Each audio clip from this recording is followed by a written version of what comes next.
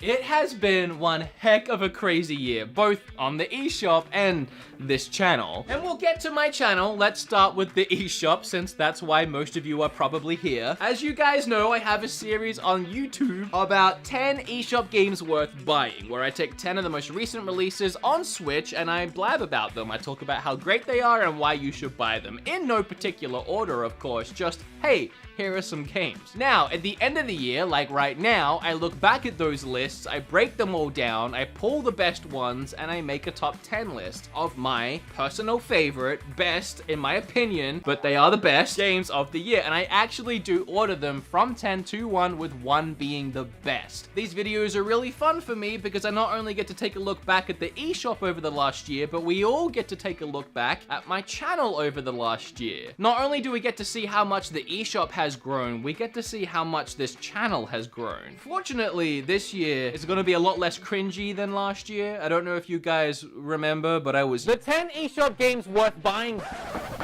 I don't know where the channel started. All I know is where we are now. And where we are now is about to hit 800,000 subscribers on the channel, which I still can't fathom. The channel passed 100 million total views across all my videos yesterday. We're hitting milestones, and it's all because of you guys. I don't know how this stupid little channel of some dumb Australian guy with long hair who foolishly named his channel after a genre of video game, and yet somehow we're here. And I can never say thank you enough, because I literally wouldn't be here at all in any way. For one last time this year, thank you. Until next year, and then I can start thanking you all over again. So, number 10 from episode 14, a game that I originally played on my Xbox, and then out of nowhere, moved over to the Nintendo Switch and blew everyone away, Hellblade. As the title would suggest, you find yourself in Helheim armed with only a blade, taking control of the warrior Senwa as she tries to save the soul of her dead lover Dillion. The story is mind-bending and messed with my head a lot. The visuals are gorgeous, but at times they're also really disturbing. I played most of this game on edge, worried, confused, and nervous. The voices inside Senwa's head definitely didn't help with that, as they constantly try to discourage her with whispers of negativity. And wearing headphones, it sounds like those voices are in your head, and it aims to make you feel like you're the one going crazy. The voices beg you to stop progressing through the world and turn back to where it's safe. The combat is brutal and uncompromising. You can block, dodge, and strike. You can be easily overwhelmed by enemies or taken down by the intense boss fights. And not only will those deaths hurt your video game pride, but they will also hurt Senwa. You see, this game is roughly an 8-hour single-player story-driven permadeath game. Every time you die, the rot works its way up Senwa's arm more and more. If you die too much, it'll reach her head, and then your game is done. For me, Hellblade is a piece of artwork come to life, with a brilliant story and rewarding combat. I am so happy that as of like 3 days ago, we know a sequel to this game is on the way. I highly doubt that game will manage to cram its way onto Switch, but I'm excited to play it on the new Xbox. Whatever they decided to call it now, it's getting way too confusing. Number 9 is from episode 16. It's a game that I otherwise might not have gotten into as much as I did if it wasn't for the fact that I had just came off of playing both Dragon Quest Builders and Minecraft, and I was looking to further fill my crafting needs. That's Forager. In Forager, you can craft your own tools and weapons, explore dungeons, and even help out NPCs. The most unique and honestly exciting addition to Forager is that the items you collect in the world can be sold for coins, and you use those coins to buy the tiles around you, forming new islands. You have no idea what's gonna pop up on those islands until you buy them, making the concept of grinding for more coins addictive. The dungeons are also a fun mix-up from the other crafting games I mentioned, and inside you'll discover new items, enemies, and even a cool boss battle at the end. And there is even more depth to this game, including skill points to unlock, as well as new things to craft as you gain experience. Since I made that video, Forager did get a physical release that you can now buy in places like GameStop, and I highly recommend it. Number 8 is also from episode 14, and it's a game that honestly would be in my top 3 on this list if it wasn't for the fact that I'd already played it and played it and played it on my Xbox, and by the time it came to Switch, I was just happy it was there. And that's Cuphead. The old school cartoon visuals get me every time I play it. The fact that they hand drew all of this is unbelievable, and I appreciate it so much. The 3-hour-long soundtrack of jazzy barbershop big band songs is a perfect complement to those visuals, and the game is so bloody difficult that it almost ruins it for me. But somehow, it makes it better. Again, Cuphead could be an easy number one, I'm sure, for many of you and myself, but looking back at my experiences this year on Switch, I had way more fun with these other games because they were just newer experiences for me. Speaking of, another game from episode 14, number 7 is a fast-paced sword slicing game.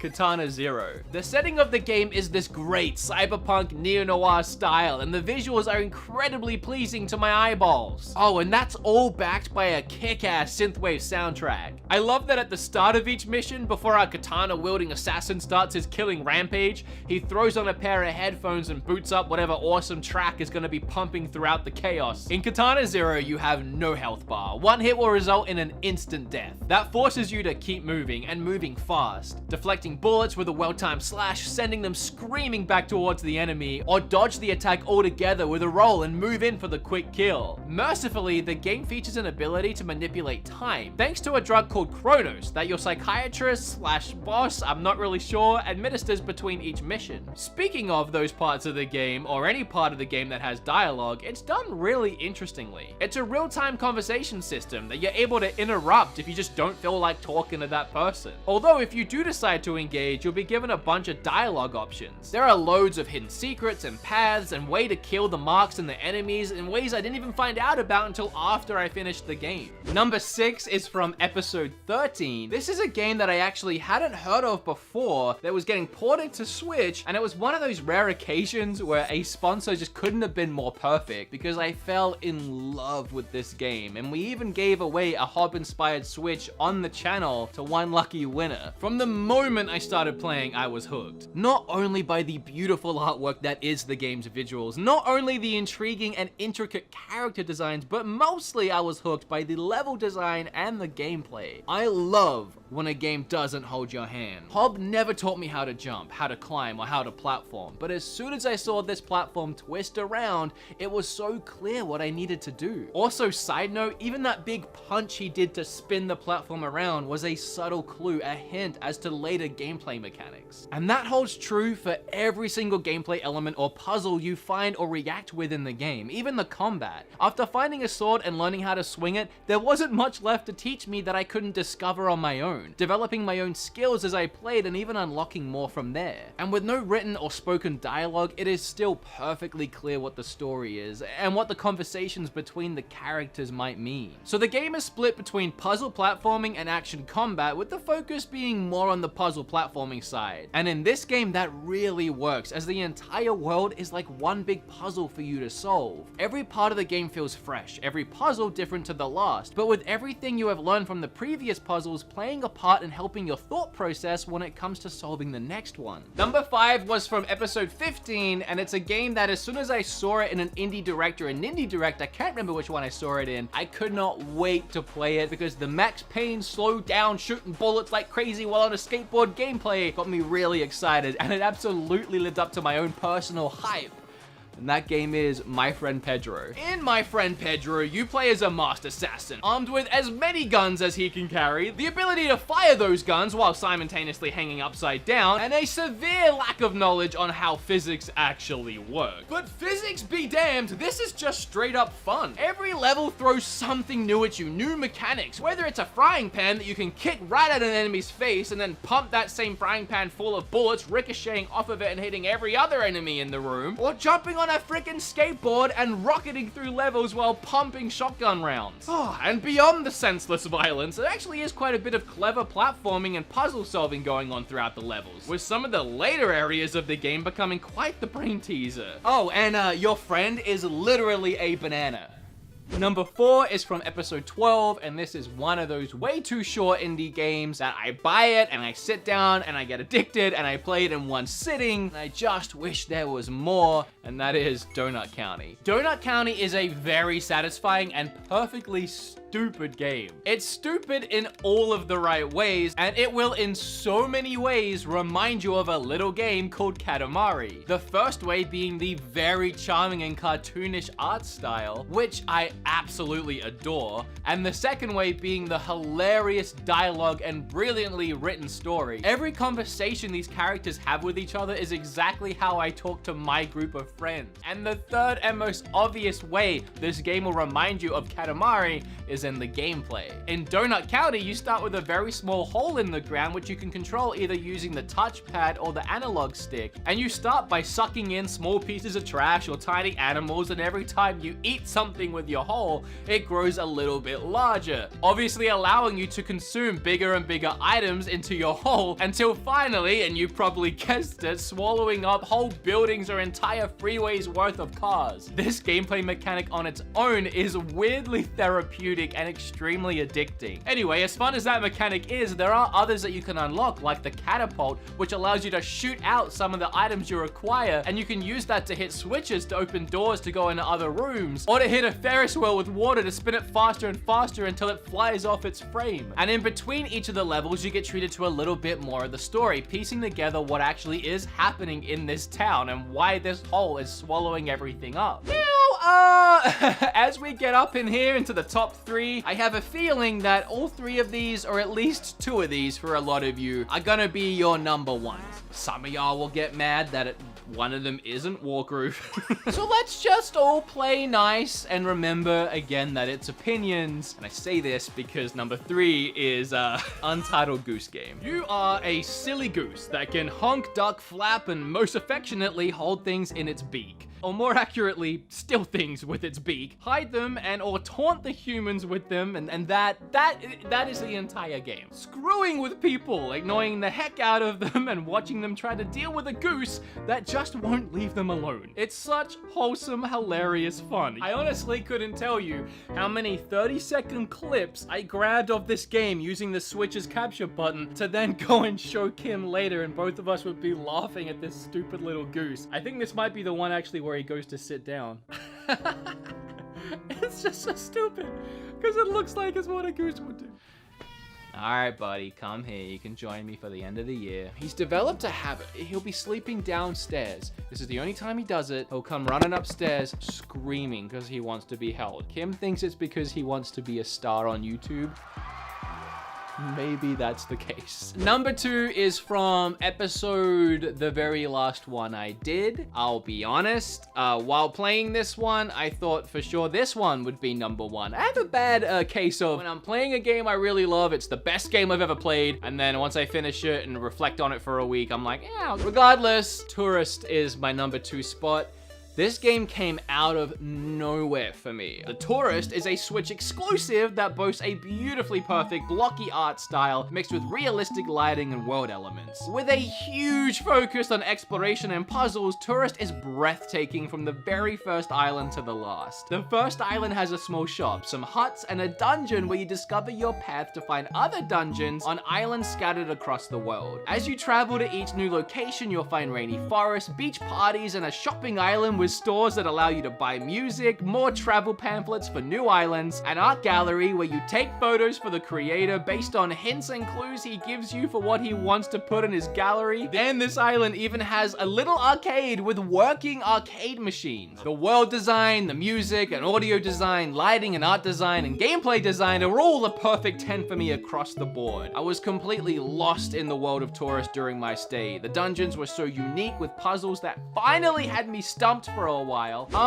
I don't think that leaves number 1 as any surprise. A lot of you already know that I am a huge Zelda fan, but honestly, that nostalgia, that love for Zelda doesn't really even play into it here. I mean, it does a tiny bit, but the game hit number 1 on its own merits. I already loved Crypt of the Necrodancer, and it was in my top 10 last year. So throwing in a Zelda theme and releasing what ended up being a much better game than the first, well, it just secured Cadence of Hyrule as my number 1 for the year. Like, I don't think Nintendo themselves could have done an any better job at taking the Zelda franchise and developing a game in that universe that you played to music. Other than that one mechanic, this game felt like a brand new Zelda game. That's something that I never knew I wanted, a roguelike Zelda game. In fact, you can even turn off the playing to music side of this game and play the game like a roguelike Zelda Link to the Past. So every time you take a step, every time you pick up an item, every time you attack an enemy, it all has to be on the beat. Every enemy has their own distinct attack pattern, and even when you have a ton of enemies on the screen that would otherwise be very overwhelming in any other game, you can really move around this board like you're reading the Matrix and kill everything without taking a hit of damage. I must have watched that trailer for Cadence of Hyrule like 10 times, showing it to my friends, showing it to Kim, and then just showing it to myself again and again. There was something so hype about the way that trailer builds up, and then when the Zelda music kicks in.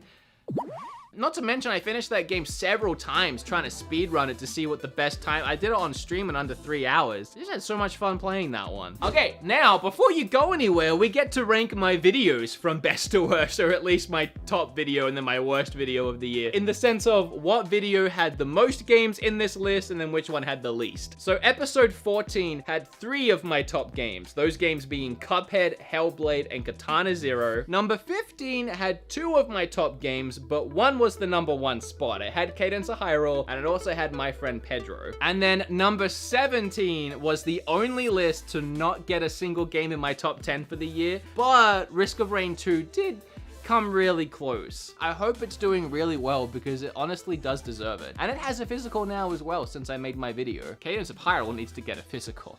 Yeah, don't you agree, buddy? Don't you agree, buddy? Those are the best games of the year. I mean, okay, in my opinion, those are the games I had the most fun with this year. So please, leave your top 10 down below. I'd really love to know how different it was to mine. Again, I can't say thank you enough for everything you guys do for me and you did this year. I mean, I know I'm not always the most tolerable person in the world. You know, I take sponsors and a lot of people can't stand it when their favorite YouTuber takes a sponsor, but like my actual followers that enjoy what I do, they're just happy to see me doing my thing and grow on the platform. I guess what I'm trying to say is thanks for putting up with my shenanigans. Going into next year, I definitely want to mix things up and change things up a little bit. I mean, I know I want to completely change this behind me. I can't wait for January. So hopefully in the next video you see me in, things will be different. I hope you had a fantastic holiday season. I hope your Christmas was wonderful. I hope you got the Switch you were asking for. I just spat all over the camera. Enjoy that. What do you have to say, buddy? Anything? Nothing? See you next year.